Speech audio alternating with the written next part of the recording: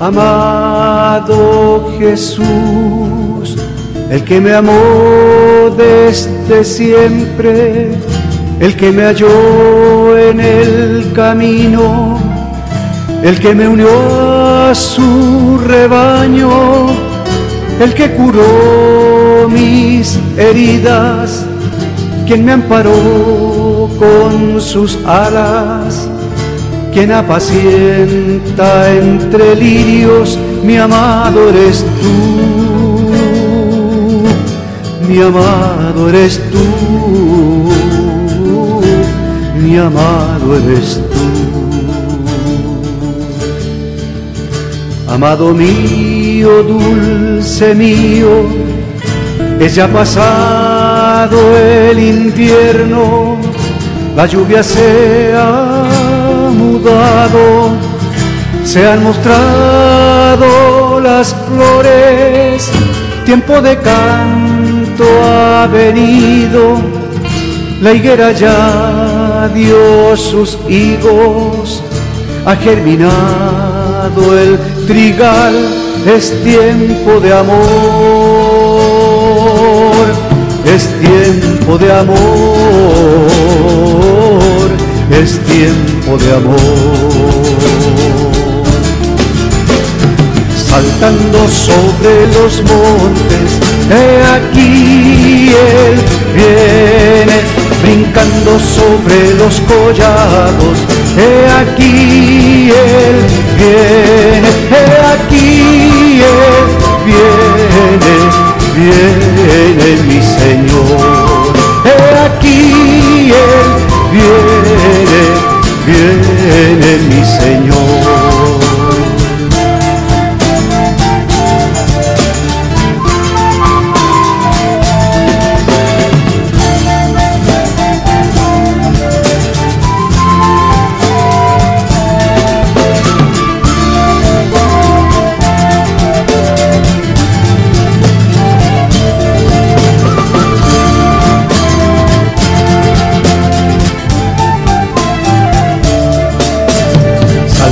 Sobre los montes, he aquí Él viene, brincando sobre los collados, he aquí Él viene, he aquí Él viene, viene mi Señor, he aquí Él viene, viene mi Señor. Mi Señor.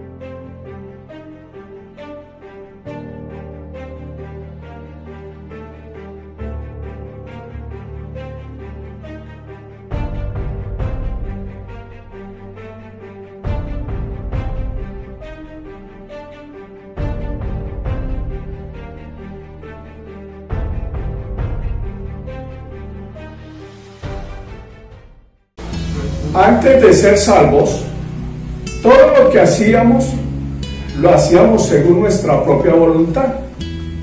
En aquel entonces nos servíamos a nosotros mismos y todo lo que hacíamos era para complacernos. Estábamos dispuestos a hacer cualquier cosa con tal que fuese de nuestro agrado o nos pusiese contentos. Pero ahora creemos en el Señor Jesús y hemos aceptado al Señor como nuestro Salvador. Lo hemos reconocido como nuestro amo y le serviremos. Sabemos que Él nos redimió y que por ende le pertenecemos a Él. y ahora vivimos para servirle. Es por este motivo que necesitamos un cambio fundamental. Ya no podemos seguir conduciéndonos regidos por nuestras propias preferencias. Tenemos que andar según la voluntad de Dios. Después de creer en el Señor, el enfoque de nuestro vivir cambió. Nosotros ya no somos el centro. El centro es el Señor. Lo primero que debemos hacer después de ser salvos es preguntarnos: ¿qué haré, Señor? Pablo hizo esta pregunta apenas fue salvo, según se nos cuenta ahí en Hechos 22:10. Y dije: ¿qué haré, Señor? Y nosotros también debemos formularnos la misma pregunta. Así pues, siempre que nos encontremos en alguna situación, debemos decir: Señor, que no sea como yo quiero, sino como tú quieres. Al tomar decisiones o al escoger nuestros caminos, debemos decirle al Señor: no sea como yo quiero, sino como tú quieres, Señor. Cuando más obedezcamos la voluntad de Dios, más gozo tendremos. Cuanto más nos neguemos a nuestra propia voluntad, más recto será nuestro camino delante de Dios. Muchos de nuestros fracasos detienen el crecimiento de la vida divina, debido a que vivimos regidos por nuestra propia voluntad. El resultado de conducirnos según nuestros propios deseos y determinaciones siempre será la tristeza y la miseria. Por eso repetimos: el cristianismo es el mayor lavado de cerebro que existe, porque desde que recibimos a Cristo como Señor y como Salvador, otro piensa por mí, y ese otro es el Señor. A la postre tendremos que andar conforme a la voluntad de Dios. Dios nos subyugará por medio de las circunstancias. Si Dios no nos hubiera elegido, ¿nos permitiría andar como nos plazca? Pero puesto que Él nos escogió, nos conducirá en el camino de la obediencia y en armonía con su manera de proceder. Nuestra desobediencia solo redundará en desvíos innecesarios. De todos modos, al final, siempre tendremos que obedecer. Así que pensemos en lo siguiente: ¿cómo conocer la voluntad del Señor para andar y vivir conforme a Él? Ahora debemos de preguntarnos cómo conocer la voluntad del Señor.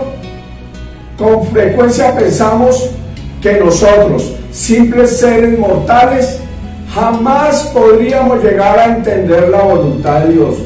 Sin embargo, debemos tener presente que nosotros no somos los únicos que deseamos obedecer la voluntad de Dios, pues Dios mismo también desea que conozcamos y obedezcamos su voluntad. Así que no solo nosotros deseamos conocer su voluntad, Él también desea que sepamos cuál es su voluntad. Y puesto que Él desea que la obedezcamos, primero pues nos la debe dar a conocer. Por lo tanto, a Dios le corresponde revelarnos su voluntad. Ninguno de los hijos de Dios debía preocuparse por decir: si no sé cuál es la voluntad de Dios, ¿cómo podré obedecerla? Esta preocupación es innecesaria, porque Dios siempre encuentra la manera de darnos a conocer su preciosa voluntad. Allí en Hebreos, el capítulo 13, versículo 21, nos dice: os haga aptos en toda buena obra, para que hagáis su voluntad, haciendo Él en vosotros lo que es agradable delante de Él por Jesucristo, al cual sea la gloria por los siglos de los siglos. Amén. Tenemos que creer que Dios siempre nos revelará su voluntad usando los medios más apropiados. Él debe decirnos cuál es su voluntad. Si somos sumisos en nuestra actitud y nos hemos propuesto obedecer, sin duda conoceremos su voluntad. Debemos tener la plena certeza de que Dios anhela revelar su voluntad al hombre. Entonces, ¿cómo puedo conocer la voluntad de Dios? El creyente, usted y yo, debemos prestar mucha atención a lo siguiente. 3 cosas básicas nos da la guía continua a fin de conocer la voluntad del Señor. 3 cosas. Y junto a estas 3 cosas vienen algunas herramientas provistas por el mismo Señor. Si estas 3 cosas, unidas con las herramientas, concuerdan, entonces podremos estar seguros de que es la voluntad de Dios. ¿Cuáles son las 3 cosas para que podamos conocer la voluntad del Señor? La primera, las circunstancias. Es muy importante eso, las circunstancias. La segunda, la guía del Espíritu Santo. Y la tercera, la palabra del Señor, las Escrituras. Estas 3 cosas no las he puesto en orden de importancia ni en secuencia especial. Simplemente quiero dejar establecido que estas son las 3 cosas, junto a las herramientas espirituales que nos ayudarán a conocer la voluntad de Dios. Siempre que el testimonio de estas 3 fuentes concuerde, podemos tener la certeza de que conocemos la voluntad de Dios para caminar sobre ella. Si hay alguna discrepancia entre estos 3 testimonios, todavía nos será necesario esperar hasta encontrar la voluntad del Señor. Tenemos que esperar hasta que estas 3 cosas concuerden para seguir adelante. Entonces veamos la primera, las circunstancias. Es muy importante que usted ponga cuidado acerca de cómo maneja el Señor las circunstancias. Vemos allí en Lucas 2:12, el versículo 6, que dice el Señor: ¿no se venden 5 pajarillos por 2 azariones? Y Mateo 10:29 dice: ¿no se venden 2 pajarillos por 1 azarión? El azarión era una moneda utilizada por los judíos para el comercio. Si con 1 azarión se pueden comprar 2 pajarillos, uno pensaría que con 2 azariones pues se compran 4. Pero el Señor dijo que con 2 azariones se podían comprar 5 pajarillos. Es decir, con 1 azarión se compran 2 pajarillos, pero con 2 azariones se compran 4 más 1 de regalo. Esto nos muestra cuán baratos eran los pajarillos. Sin embargo, algo tan barato como un pajarillo nunca sería olvidado por el Señor. Aun cuando el 5.º pajarillo sea entregado gratis, ni uno de ellos será olvidado por Dios. Esto muestra claramente que nada sucede sin el permiso de Dios. Si nuestro Padre Celestial no lo permite, ni un pajarillo se olvidará ni se perderá. Cuán difícil, otro ejemplo, cuán difícil es contar los cabellos de una persona. Sin embargo, el Señor dijo: pues aún los cabellos de vuestra cabeza están todos contados. Mateo 10:30. Nadie sabe cuántos cabellos tiene, ni tendría la manera de contarlos, pero Dios los tiene todos contados. Dios es minucioso y exacto. Y si Dios se ocupa de una criatura aparentemente tan insignificante como un pajarillo, ¿cuánto más cuidará de sus propios hijos? Si nos cuida en algo tan trivial como un cabello, ¿cuánto cuidará de nuestros asuntos, por muy pequeños o de mayor importancia que tengamos? Desde el momento que creemos en el Señor, debemos aprender a reconocer su voluntad en las circunstancias, pues nada nos sucede, escuche bien, nada nos sucede por casualidad a los hijos del Señor. Detrás de todo lo que sucede a diario está la mano providencial de Dios. Por consiguiente, necesitamos aprender a leer la voluntad de Dios en las circunstancias.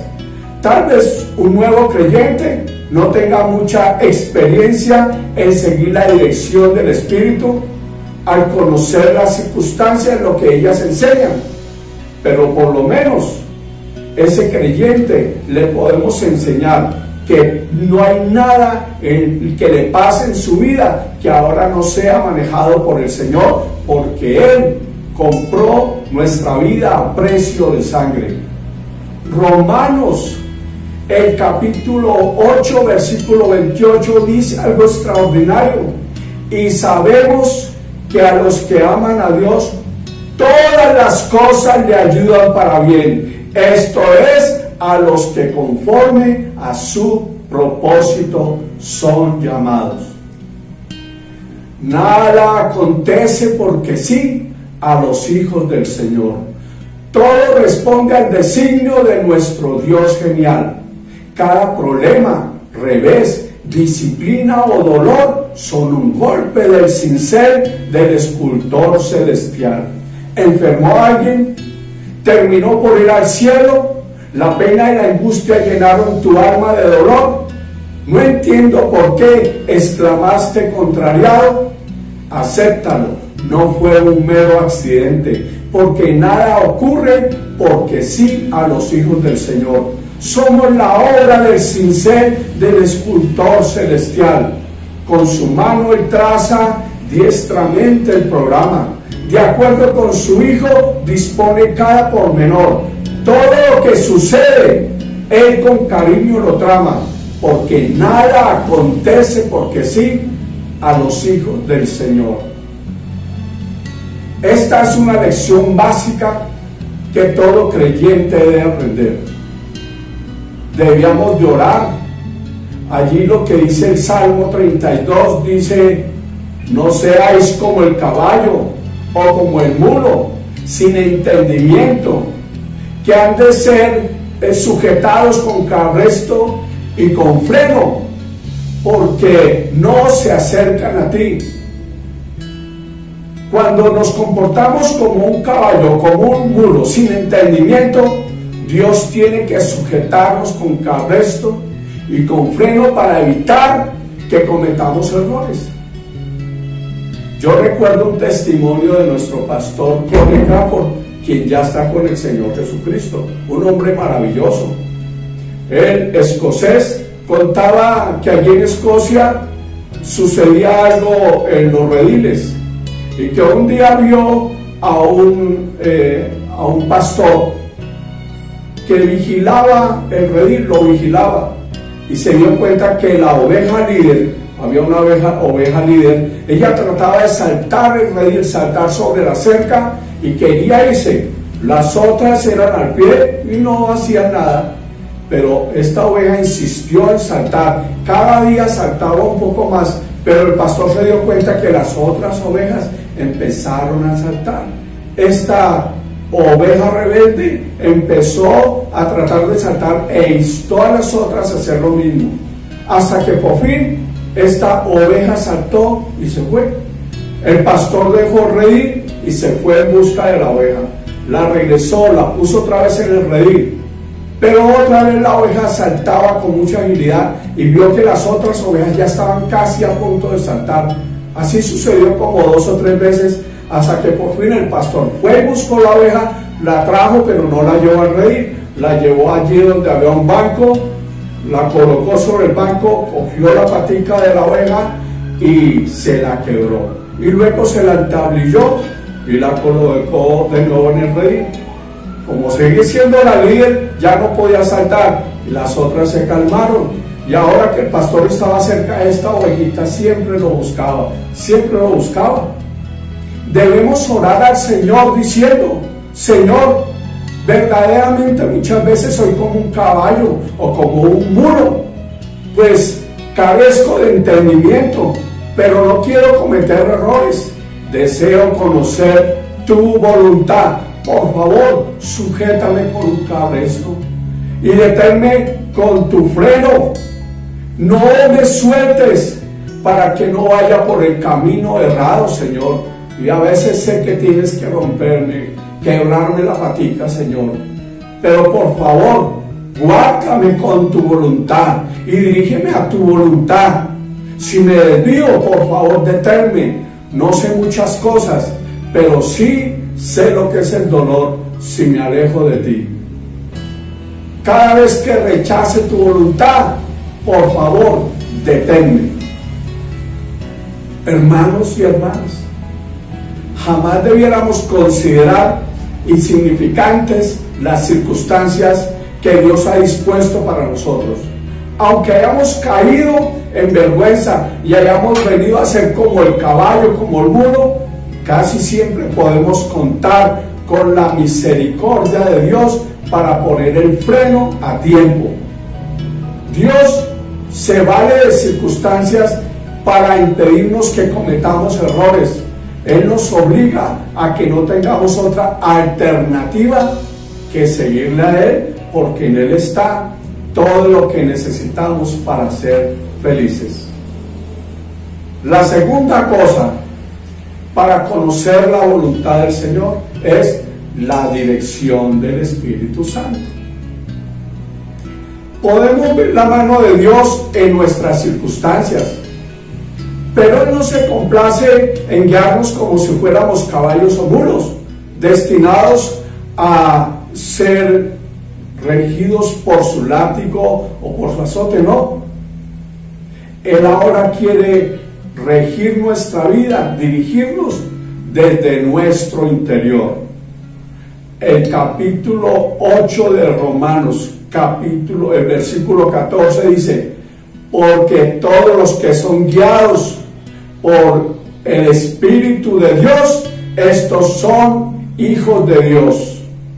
Somos hijos de Dios y su vida está dentro de nosotros. Así pues, Dios no se limita a dirigirnos bajo nuestras circunstancias solamente, sino que ahora desea hablarnos desde nuestro interior, ser nuestro guía interior por medio de su Espíritu Santo. El Espíritu de Dios mora en nosotros y por ello la voluntad de Dios nos es revelada desde lo profundo de nuestro interior. El libro de Ezequiel nos dice que Dios pondrá en aquellos que reciben a Cristo como Señor y Salvador un espíritu nuevo, y añade de nuevo: pondré espíritu dentro de vosotros, en Ezequiel 36 versículos 26 y 27. Él dice que pone un espíritu y dentro de ese espíritu pone al Espíritu Santo. Si no tuviéramos un espíritu nuevo dentro de nosotros, Dios no nos habría dado nunca su espíritu. El Espíritu Santo no habría podido venir a morar en nuestro ser si no tuviéramos una casa llamada nuestro espíritu. A través de los siglos, Dios siempre ha querido dar su espíritu al hombre. Sin embargo, el espíritu del hombre había sido envilecido, contaminado por el pecado, estaba muerto y también sujeto a la degradación de la vida vieja, a la degradación de la vieja creación.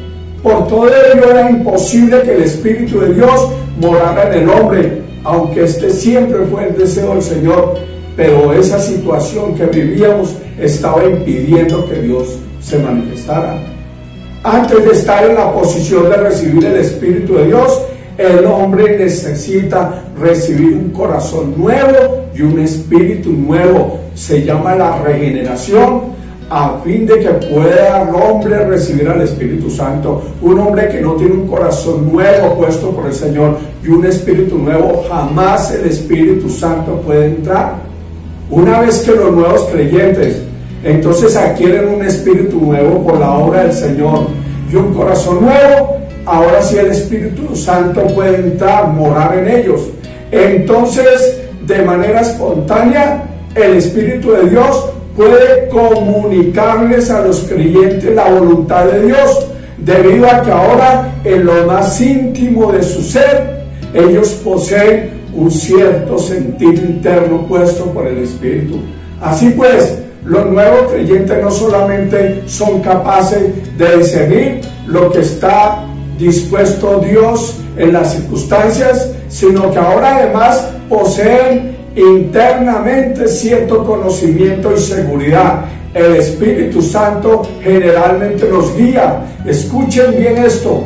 El Espíritu Santo a todos los creyentes generalmente nos guía mediante dos clases de indicaciones. La primera, el Espíritu nos dirige instándonos interiormente a hacer algo. Este es el caso mencionado en Hechos 8:29, en el que el Espíritu dijo a Felipe, acércate y júntate a ese carro. O así como el caso mencionado en Hechos 10 del 19 al 20, cuando el Espíritu le dijo a Pedro, levántate, baja y vete con ellos sin dudar. Estos son instancias en las que el Espíritu nos surge a hacer algo. Le urgió a Pedro y a Pablo a hacer algo. Pero la segunda cosa que el Espíritu Santo también hace con nosotros, en otros casos, el Espíritu nos dirige impidiéndonos hacer algo. Ese es el caso mencionado en Hechos 16 del 6 al 7. Dice, habiéndoles prohibido el Espíritu Santo hablar la palabra en Asia, y cuando llegaron a Misia, intentaron entrar en Bitinia, pero el Espíritu de Jesús no se lo permitió. En estos casos ellos fueron restringidos internamente. Así que cuando pensemos tomar una decisión, no miremos nuestra mente, sino ese corazón nuevo. Aprenda a mirar el corazón nuevo. Hay veces en que la mente le dice, vamos a hacer esto, vamos a tomar tal decisión, pero cuando usted cierra los ojos y ora y empieza a escuchar el corazón, increíblemente surge una seguridad de lo que debe o no debe hacer. Las mejores decisiones siempre han partido del corazón nuevo y no de la mente vieja. Entonces, primera cosa por las cuales el Señor da a conocer su voluntad, las circunstancias. No sucede nada que Dios no tenga puesta su mano en nosotros. Y la segunda cosa, el Espíritu Santo. La tercera cosa, las Escrituras, la palabra del Señor. La palabra de Dios es revelada y conocida, vuelvo a decir, no solamente por las circunstancias y por el Espíritu Santo que mora en nosotros, sino que también por medio de la Biblia es dada a conocer la voluntad. Yo quiero que ustedes pongan mucho cuidado, ojalá aprendan lo que voy a decir, y no solo lo aprendan, sino ahonden en ello. La Biblia es el único libro en el mundo que contiene algo que se llama profecía predictiva. La Biblia contiene en el Antiguo Testamento más de 2000 profecías llenas de detalles y detallitos, y ya son profecías cumplidas. Y esas profecías cumplidas llenas de detallitos que tienen que ver con la historia del hombre, con tantas situaciones, pueden ser comprobadas a través de la historia secular. Usted puede ir a una biblioteca no cristiana y entrar allí y probar las profecías y los detalles de la profecía en sus más mínimos detalles. Esta profecía predictiva hace de la Biblia el único libro confiable, porque es imposible que hombre alguno pudiera vaticinar acontecimientos que fueron profetizados y que profetizaron los profetas bíblicos y que solo vinieron a suceder al pie de la letra, detalle a detalle, cientos de años después de profetizados. Así que la Biblia es un libro sin error doctrinal. En segunda de Pedro, capítulo 1, versículo 19, dice algo increíble. tenemos la palabra profética más segura, la cual hace y viene de estar atentos como una antorcha que alumbra el lugar oscuro hasta que el día esclarezca y el lucero de la mañana salga en vuestros corazones. Entendiendo primero esto, que ninguna profecía de la Escritura es de interpretación privada. Y escuche lo que dice el versículo 21. Porque nunca la profecía fue traída por voluntad humana, sino que los santos hombres de Dios hablaron siendo inspirados por el Espíritu Santo. En este texto nos dice que ningún hombre escribió lo que quiso, sino que el Espíritu Santo les dijo lo que tenían que escribir. Así que el autor de la Biblia es nada más ni nada menos desde Génesis hasta Apocalipsis, el Espíritu del Señor, el Espíritu Santo. Así que la palabra de Dios es lámpara a nuestros pies y lumbrera a nuestro camino. Salmo 19, 105. Debemos estudiar la Biblia de forma seria y cuidadosa. Dios nos habla, escuchen bien esto, Dios nos habla por medio de la Biblia de dos maneras. Uno, mediante la enseñanza de los principios bíblicos y verdades bíblicas en las cuales tenemos que caminar, pero también mediante las promesas que constan en la Biblia.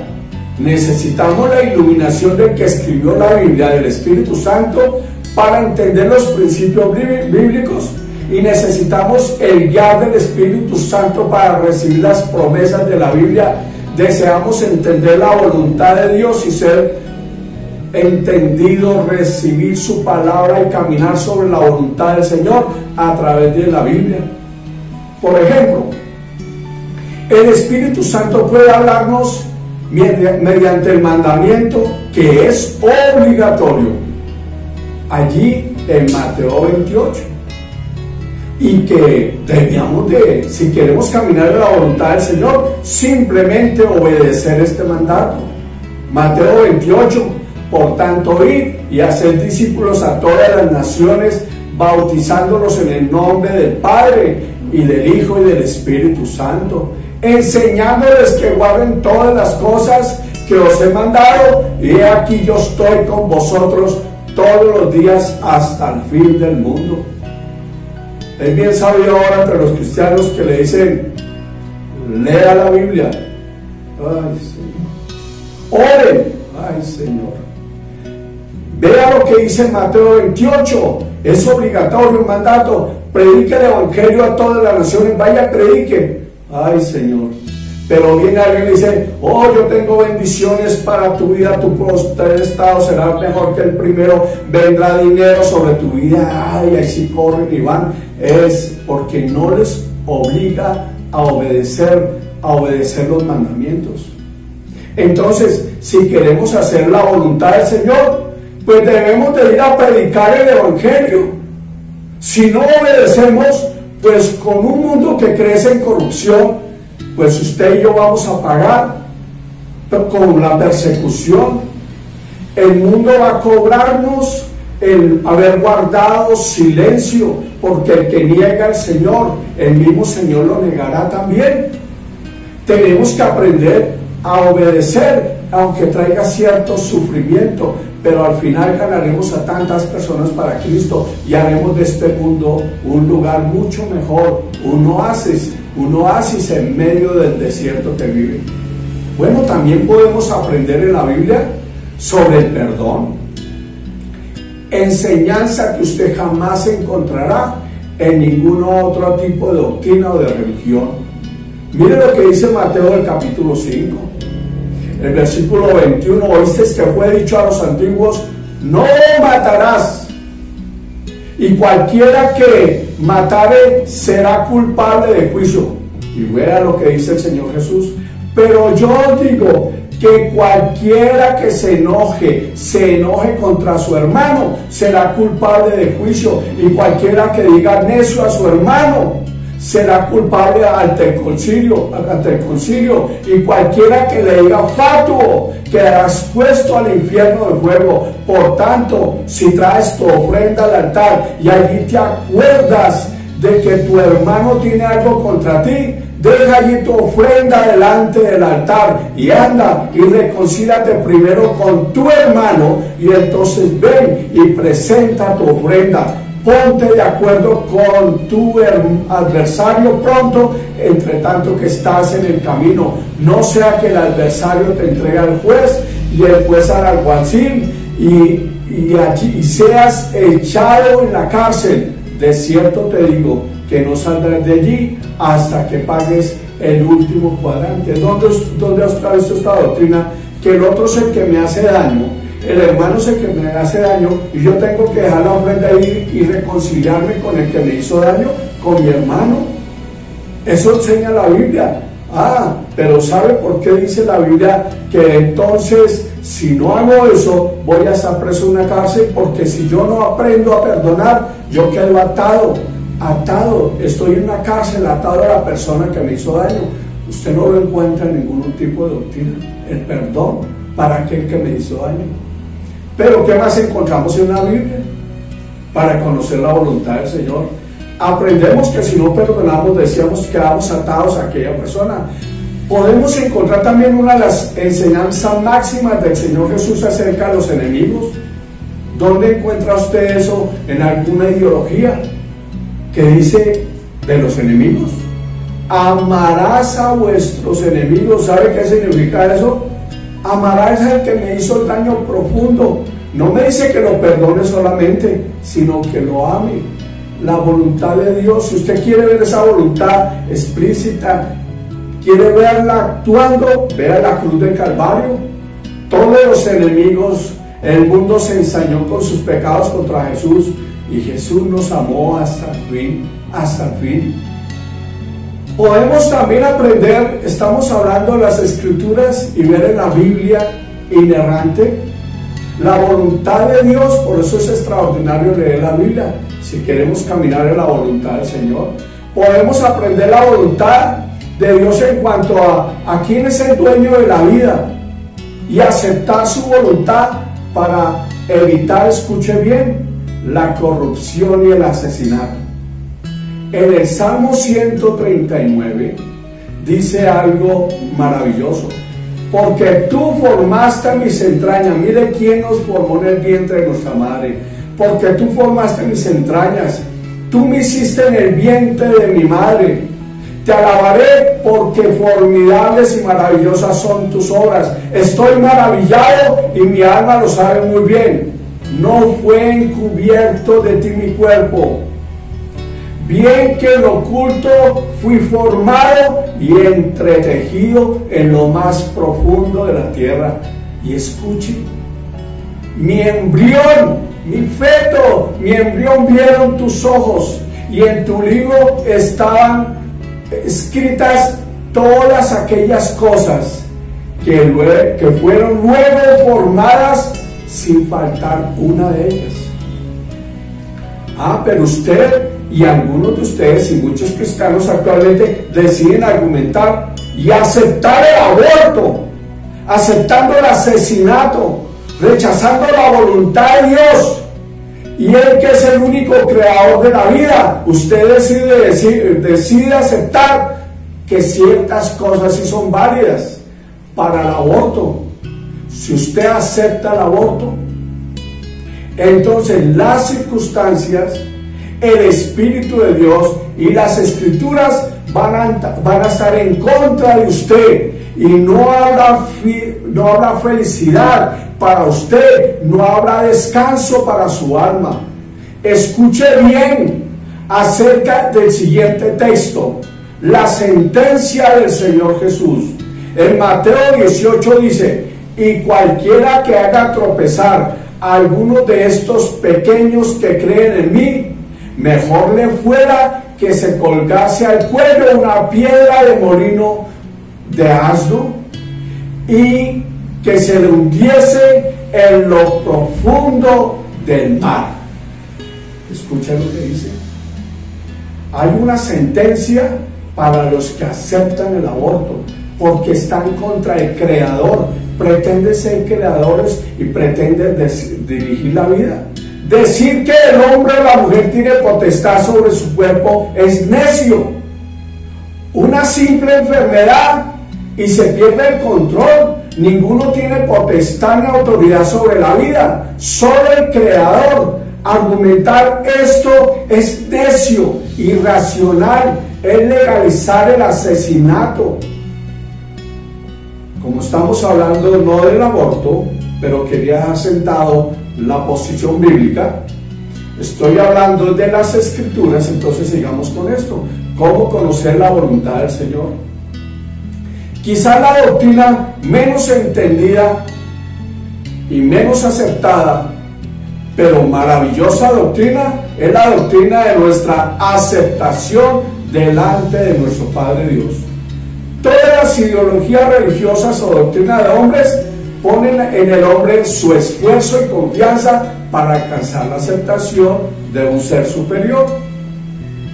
Pero la Biblia es el único libro en el mundo que enseña de manera sabia y profunda que el hombre nunca alcanzará la misericordia de Dios por sus propios esfuerzos, ya que su propia naturaleza es pecaminosa. Esa naturaleza pecaminosa se lo impide.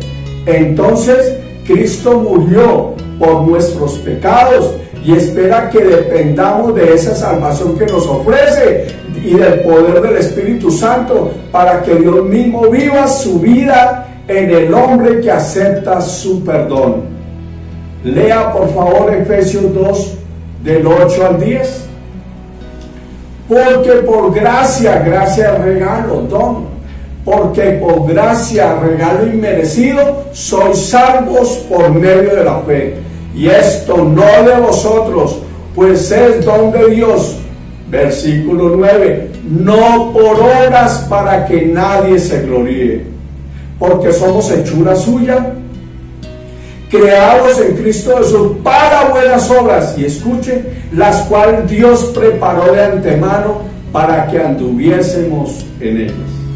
Así que ya vemos las tres cosas fundamentales que nos conducen a la voluntad del Padre. Uno, las circunstancias. Dos, el Espíritu Santo que mora en nosotros. Y tres, las Escrituras, la Biblia. Y las tres tienen que concordar. Tienen que concordar. Ahora veamos las herramientas espirituales para ser llenos de la voluntad de nuestro Padre de Dios. Las herramientas.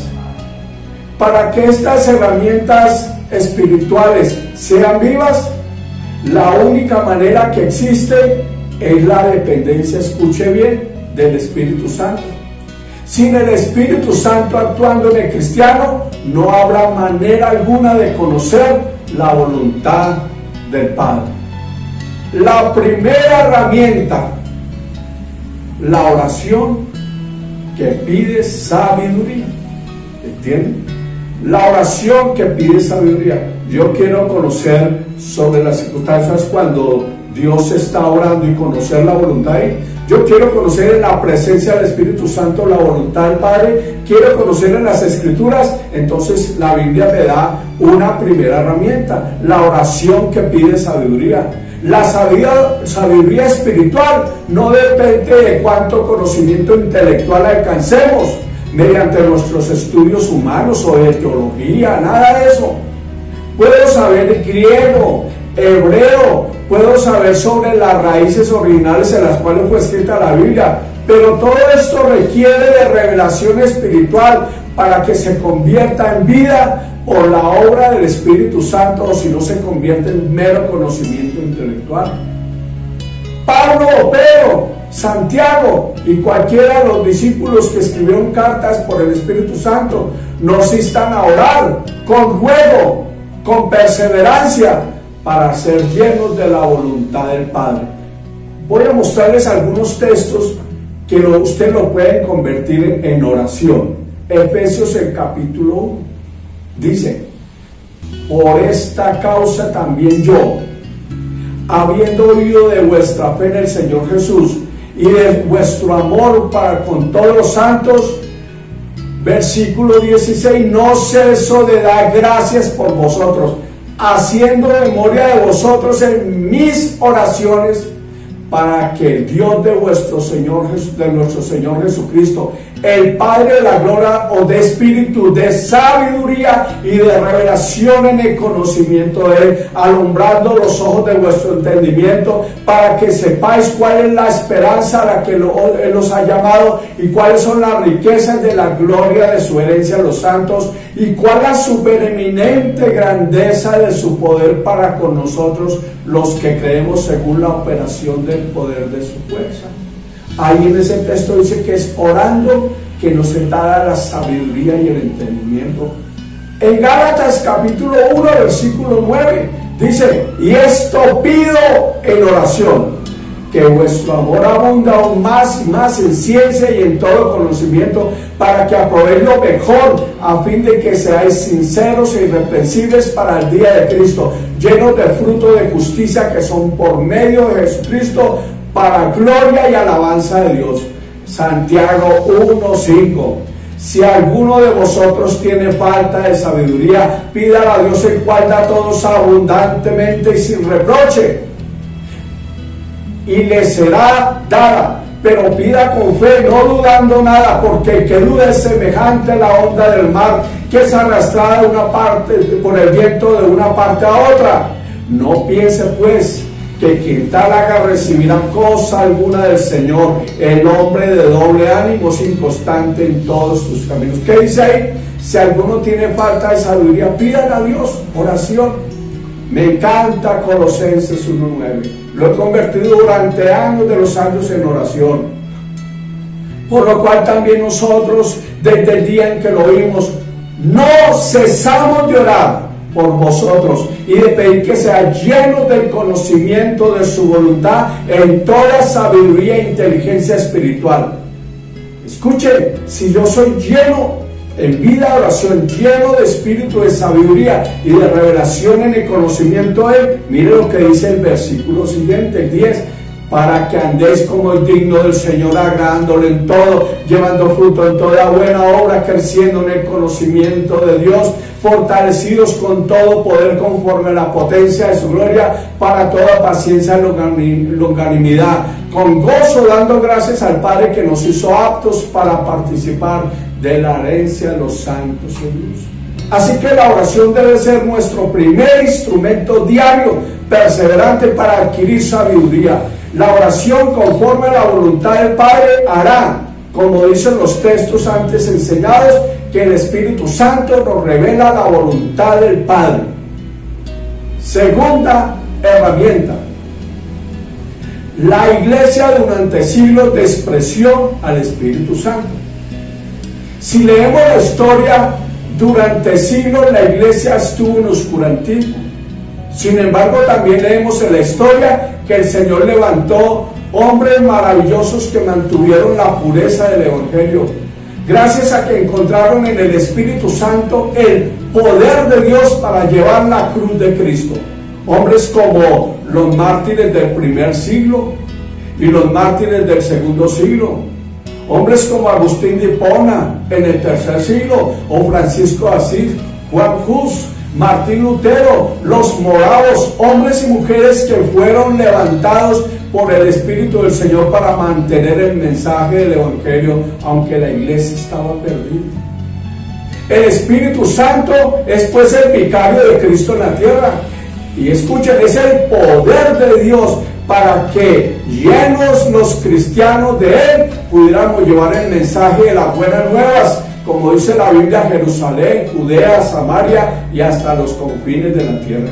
El apóstol Pablo nos dice que no basta, escuchen bien, no basta con llevar el mensaje con sabiduría humana, con teología humana, pues el mensaje que se da en la carne adquiere fruto de la carne.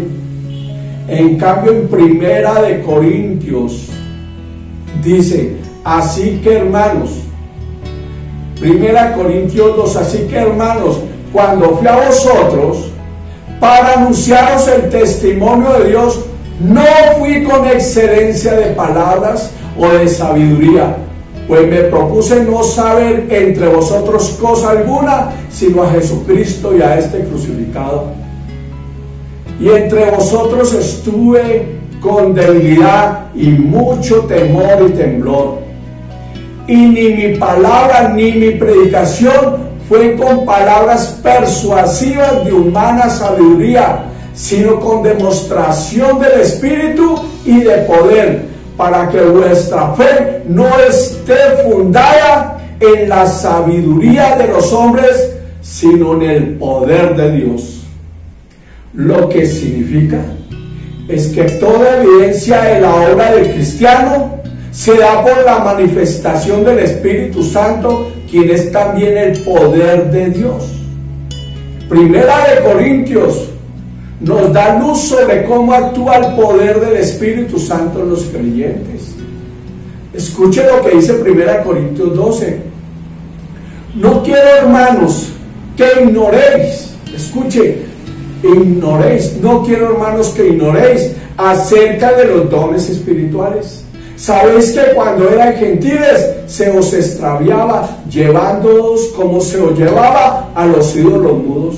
Por tanto, os hago saber que nadie que hable por el Espíritu de Dios llama anatema a Jesús, y nadie puede llamar a Jesús sino por el Jesús Señor, sino por el Espíritu Santo.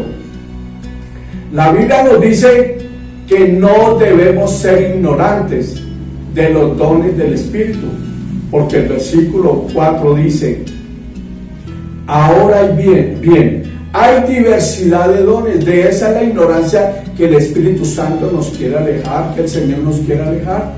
Ahora bien, hay diversidad de dones, pero el Espíritu es el mismo. Y hay diversidad de ministerios, pero el Señor es el mismo. Y hay diversidad de operaciones, pero Dios, que hace todas las cosas, es el mismo. La Biblia nos enseña que la ignorancia, el no desarrollo en el cristiano, se da por ignorar cómo Él actúa a través del poder de Dios, a través de los dones. Ignorar eso es el fracaso de los cristianos. La ignorancia de los dones nos conduce a ídolos mudos. Esto significa que antes vivíamos en la carne y éramos dirigidos por la carne, por el mundo y Satanás. Pero ahora el creyente, sin los dones, aunque sea hijo de Dios, se atiene a ser dirigido de nuevo por la carne, se atiene a ser dirigido por el conocimiento intelectual, o termina incluso siendo dirigido por hombres y por el mismo Satanás. La Biblia nos revela en este texto acerca de 1 Corintios 12, acerca de la relación de la Trinidad con los creyentes. En los versículos 4, 5 y 6 se nos dice que hay diversidad de dones que son dados por el Espíritu Santo, que hay diversidad de ministerios, pastor, profeta, maestro, que nos dejó el Señor Jesús para la iglesia, y que hay diversidad de operaciones que revela Romanos capítulo 12. Los ministerios que están en Efesios capítulo 4, versículo 11 y 12, y las operaciones, los dones operacionales que habla la Biblia, se nos revela allí en Romanos 12. También son dones dados por el Señor, que son sobrenaturales. Y usted puede ir a Marcos el capítulo 16 y nos dice que hay señales de poder que nos revelan la cruz del Calvario, y todo dado por el Espíritu Santo, porque todo es sobrenatural, es poder de Dios. Además de estas señales que da Marcos 16, yo quiero mostrarles algo despreciado por mucha gente: la manifestación perfecta de la vida de oración. Dice la Biblia que podemos orar conforme a la perfecta voluntad de Dios. Estamos hablando de conocer la voluntad de Dios, ¿cierto? Pues aquí la Biblia nos dice que podemos orar por el Espíritu Santo, el instrumento tremendo. El Espíritu Santo nos ha dado la capacidad de orar conforme a la voluntad del Padre. Romanos 8:26. y de igual manera el Espíritu Santo nos ayuda en nuestra debilidad. Pues ¿qué hemos de pedir como conviene? Usted y yo no lo sabemos, pero el Espíritu mismo intercede por nosotros con gemidos indecibles. Mas el que escudriña, escucha ese versículo 27, mas el que escudriña los corazones sabe cuál es la intención del Espíritu, porque conforme a la voluntad de Dios intercede por los santos. ¿Qué le parece? Estamos llenos de instrumentos de gozo para conocer la voluntad del Padre en las circunstancias, en la presencia del Espíritu Santo y en las Escrituras. Ay, ¿qué le parece? El fruto del Espíritu. Usted quiere tener el carácter del Señor, pues, y el carácter del Señor, allí en Gálatas 5:22 dice todo lo que usted necesita para ser feliz, pero también es sobrenatural. Se llama el fruto del Espíritu y también son manifestaciones sobrenaturales de la presencia del Espíritu. Escuchen, no existe nada que se escape de la mano de Dios para hacer perfecto al hombre. No hay nada que el hombre pueda ayudar a Dios, al Padre, absolutamente nada. No puede hacer el hombre nada para ayudarlo. Veamos entonces una conclusión de este precioso tema. La única manera que el Padre se comunica con nosotros, escuchen bien lo que estoy enseñando y corroborando con las escrituras, la única manera es por la manifestación de los dones del Padre, del Hijo y del Espíritu Santo y las señales de poder de Marcos 16. El desprecio de los dones del Espíritu Santo nos hace cristianos carnales con mero conocimiento intelectual. Decir, como dicen muchos cristianos y muchos grupos y muchas denominaciones cristianas, que los dones solo fueron para la época de Jesús, cuando Él estuvo caminando la tierra, es la ignorancia más atrevida, más terrible que puede existir en un creyente. No se nos debe olvidar que cuando se habló de dones, se escribió los dones allí en Romanos 12, en Marcos 16 las señales, en Efesios 4 los ministerios, o en 1 Corintios 12, cuando fue escrito eso, fueron escritos muchos años después de la muerte y resurrección del Señor Jesucristo y la venida del Espíritu Santo. Muchos años después fueron escritos, casi al final del primer siglo muchos de estos libros fueron escritos. Entonces decir que fue para la época de Jesús, y entonces todos esos años ¿qué pasó? Por eso decimos, el cristianismo es el más maravilloso lavado de cerebro que puede existir, porque implica dependencia sobrenatural del Espíritu de Dios. Con estas herramientas, que son manifestación del Espíritu Santo, del poder de Dios, entonces podemos concluir que las tres cosas a través de las cuales podemos conocer la voluntad del Padre para nuestra vida, cuáles son las circunstancias, la vida del Espíritu y la palabra del Señor, estas tres cosas unidas con las herramientas dadas por el Espíritu de Dios, nos conducen al propósito final del cristianismo. Padre, que se haga tu voluntad y no la mía. ¿Recuerdan quién lo dijo? Y recuerdan quién es nuestro maestro y a quién debemos de imitar. Padre, que se haga tu voluntad y no la mía. La voluntad del Padre es el propósito de la cruz. El propósito de la cruz es la voluntad del Padre. ¿O acaso echar fuera demonios, señal para todos los cristianos, no nos habla de un poder increíble para detener al diablo, quien por nuestra ignorancia acerca de la vida del Espíritu, está haciendo lo que quiere con los hijos de Dios? ¿No nos llaman locos el mundo al vernos ejercer este poder ya echar fuera demonios? ¿No es sobrenatural cuando nos ven hablar todo el tiempo en un idioma indecible llamado lenguas? Pero le van a llamar a usted loco si nunca permite que el Espíritu Santo hable a través suyo con sonidos indecibles.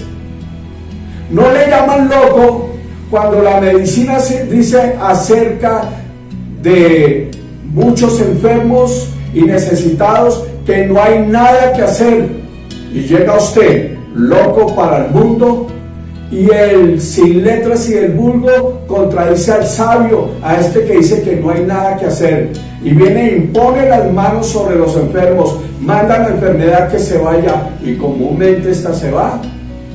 ¿No es un desquiciado usted para el mundo cuando recibe una herida imperdonable que produce odio extremo, pero usted abre sus labios para perdonar al enemigo y termina amándole?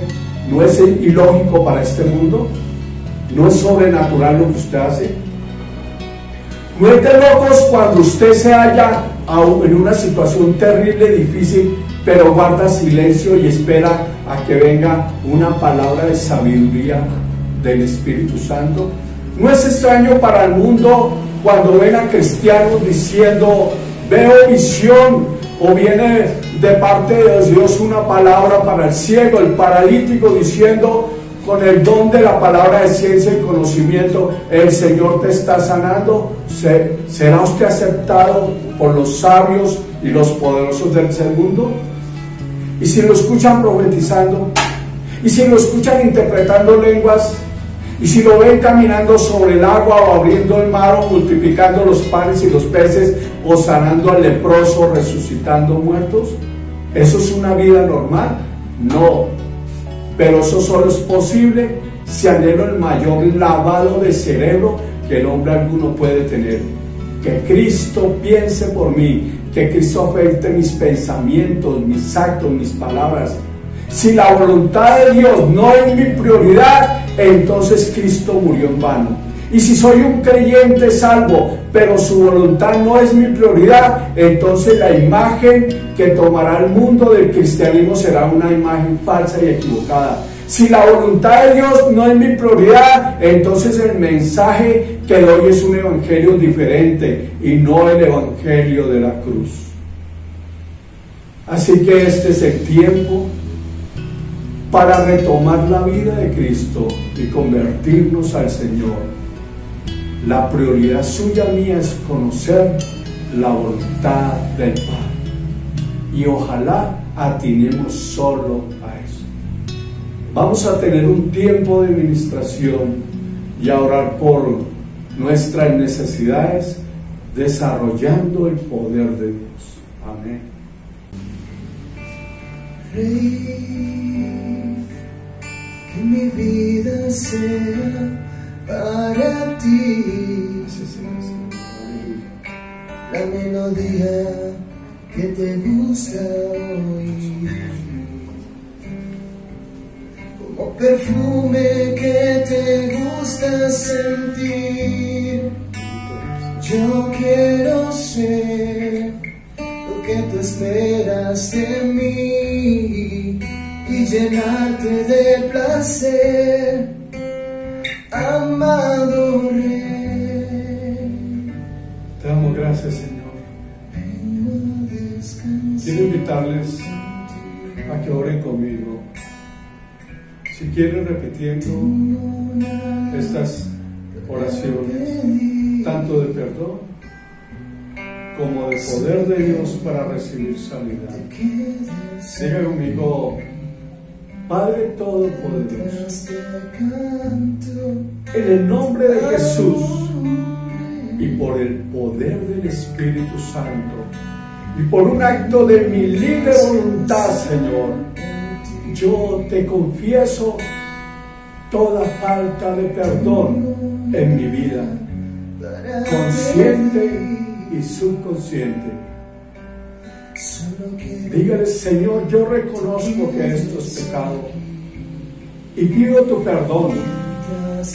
Yo sé que si confieso mi pecado, tú eres fiel y justo para perdonarme y limpiarme de toda maldad. Usted que está tan cargado en su vida, dígale: yo pongo en libertad a todos los que me han ofendido o herido. Y si el Señor le trae al corazón a esa persona que le ha herido, a esa persona que le ha hecho tanto daño en su vida, entonces dígale: yo les perdono todas las deudas reales o imaginarias. Yo digo, está bien, no me lo devuelvan nunca más. No reclamaré nunca más sobre eso. Pero también diga conmigo, yo me perdono a mí mismo por todas las faltas y debilidades y por todo aquello que he hecho para herir o decepcionarme a mí mismo o a otros. Mi Padre, por todas las veces que he sentido que me has fallado, cuando no te conocía y aún conociéndote, Señor, cuando me resentía contigo, Padre, por creer que eras el causante de mi dolor y que siempre estabas presto para castigarme por cualquier falla que tuviera. Te pido, dígale al Señor que me sane de esto y descubra tu verdadero amor, que me reveles tu sabiduría, tu verdadera voluntad. Por todas las veces que he sentido que me has fallado, yo sé ahora, Señor, y declaro que tú eres bueno y justo en todos tus caminos. Ahora, Señor, de hoy en adelante yo realmente confío mi vida en tu mano. Yo decido desligarme de toda amargura, de todo resentimiento, de todo odio, de todo enojo, ira, represalia, de toda envidia, de toda contienda y toda aspereza en cualquier forma, Señor. Ahora, Padre, dígale ahora por mi confesión, porque he sido perdonado. Y porque he perdonado, Señor, soy libre de todo tormento en el nombre del Señor Jesucristo. Padre, tu palabra dice que tú has derramado tu amor en mi corazón por el Espíritu Santo. Te doy gracias porque tu amor va a ser manifestado en la vida de cada uno de los que oraron hoy conmigo y a través de nosotros, a través mío, a través del hermano, a otros. Y eso le traerá gloria y honor a tu nombre. En el nombre de Jesús.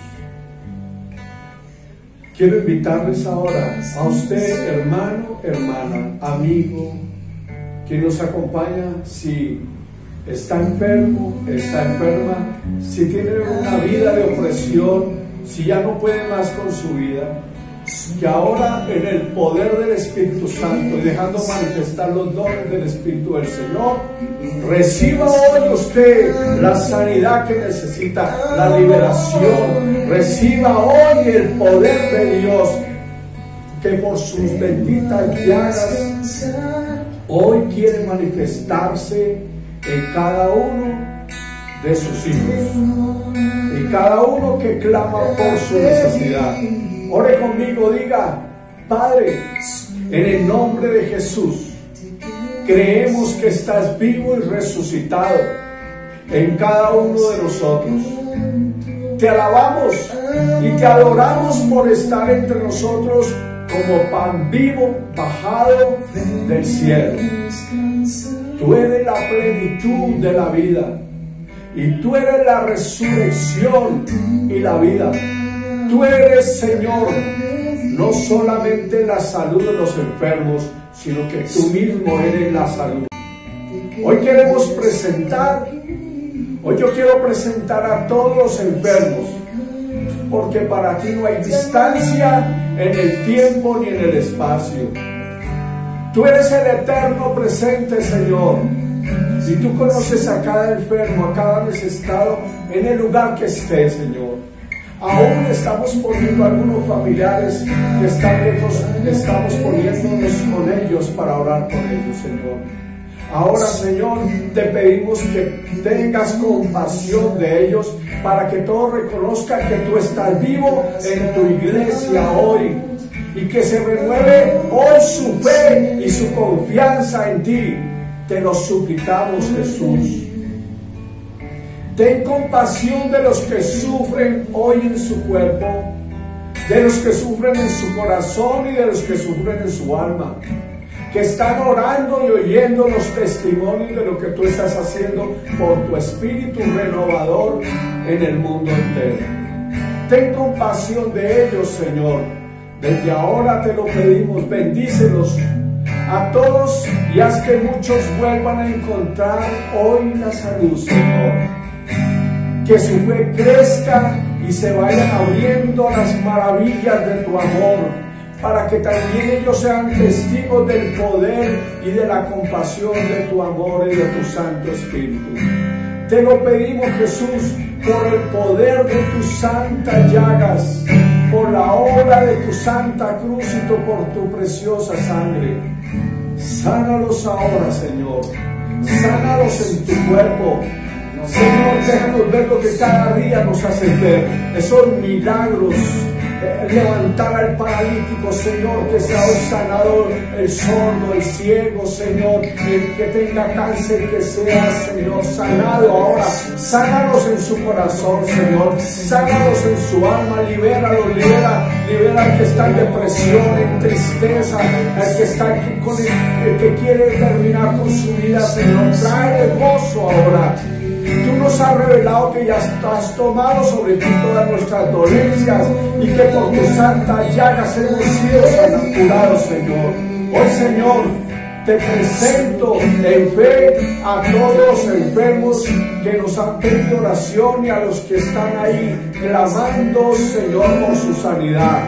Y te pedimos que los alivies hoy de su enfermedad y de sus dolores y que les des hoy la salud, Señor. Te pedimos por la gloria del Padre del cielo que sane a los enfermos. Haz que crezcan en la fe, en la esperanza y que reciban la salud para la gloria de tu nombre. Para que tu reino siga extendiéndose más y más en los corazones y a través de los signos y prodigios de tu amor. Todo esto te lo pedimos, Jesús, porque tú eres Jesús. Tú eres el buen pastor y todos somos ovejas de tu rebaño. Estamos tan seguros de tu amor que aún antes de conocer el resultado de nuestra oración en fe, te decimos gracias. Gracias por lo que has hecho hoy en cada uno de ellos. Gracias por los enfermos que tú estás sanando en este momento, que tú estás visitando con tu misericordia. Gracias, Jesús, por lo que vas a hacer poco a poco en algunos. Los depositamos en tus manos desde hoy y te pedimos que los sumerjas en la llama de Cristo, que a través de este mensaje tu corazón de buen pastor abra los corazones de tantos enfermos. Recibe sanidad ahora. Recibe sanidad en el nombre del Padre, en el nombre del Hijo y en el nombre del Espíritu Santo. Recibe liberación. Yo ato toda enfermedad, toda raíz de enfermedad, la ato y ordeno salir fuera de estos cuerpos ahora. Yo ato todo espíritu inmundo de enfermedad, todo espíritu de opresión, lo ato y le ordeno cesar toda actividad sobre estos cuerpos ahora, hasta que ellos puedan reconocer a Cristo como Señor y Salvador. Los ato en el nombre de Jesús, los ato en el nombre de Jesús, en el nombre de Jesús, en el nombre de Jesús. Poder de Dios, extiende tu poder y tu amor y tu misericordia sobre cada vida, sobre cada persona que hoy te necesita, Señor. Tú nos has dado la muestra de tu amor y tu gloria. Yo he visto las sanidades tuyas, el poder tuyo aún hasta el último día. Siempre has estado, Señor, obrando, porque tú, donde estás, donde caminas, donde te mueves, siempre estás haciendo el bien. En el nombre de Jesús, recibe esta sanidad. En el nombre del Padre, del Hijo y del Espíritu Santo. Gloria y alabanza al Señor. Amén.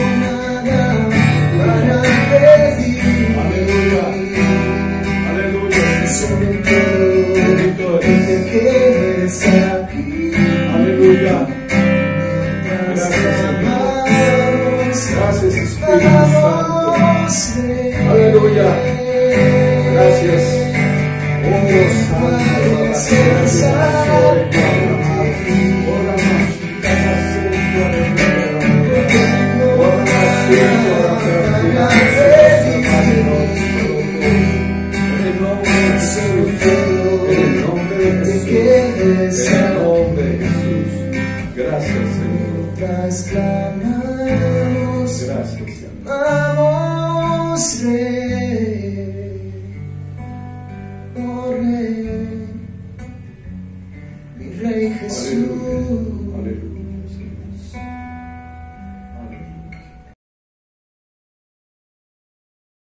Así es, así es. Jesucristo es suficiente. Si lo tenemos a Él, entonces lo tenemos todo. ¡Qué bueno! Estamos tan gozosos en esta mañana, amigo y amiga que nos ves y escuchas, de que hayas podido compartir con nosotros este tiempo tan maravilloso. Hoy el Señor está haciendo un llamado a tu vida, un llamado de arrepentimiento para bien y no para mal. Él quiere librarte de las cadenas que hoy están atando tu vida. Vicios, pornografía, alcohol, prostitución, adulterios, drogas. Cosas por las cuales tienes la mirada apartada del Señor. Él también quiere sanarte de esa enfermedad que hoy padeces.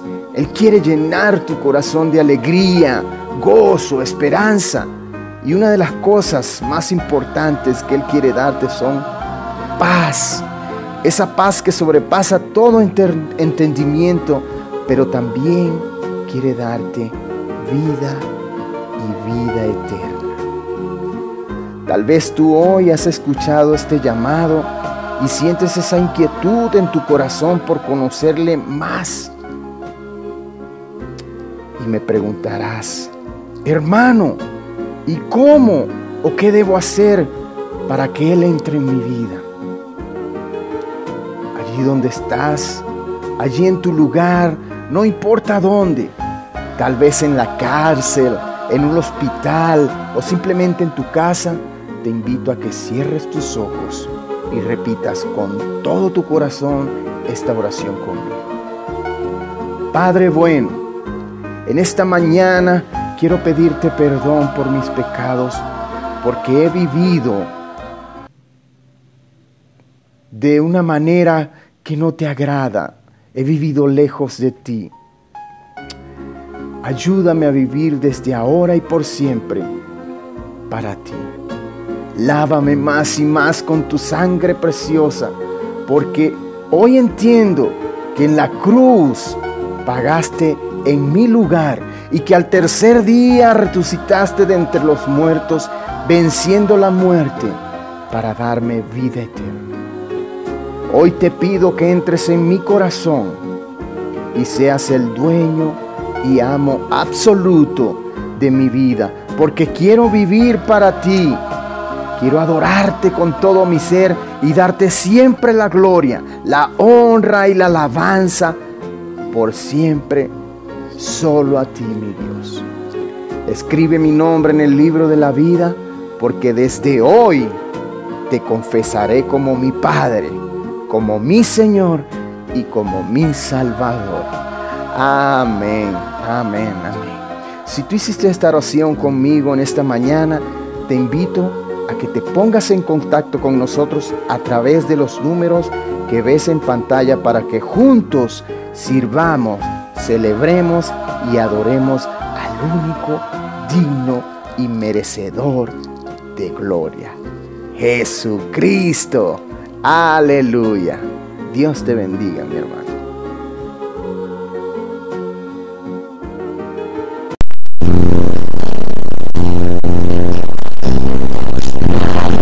Ante la cruz en la que has muerto, que haga que yo también te condenado. Solo puedo decirte que lo siento. Solo puedo decirte que hoy te amo. Y te pido perdón por mis errores. Y te pido perdón por mis pecados. Perdóname, Señor, hoy me arrepiento. Perdóname, mi Dios. crucificado.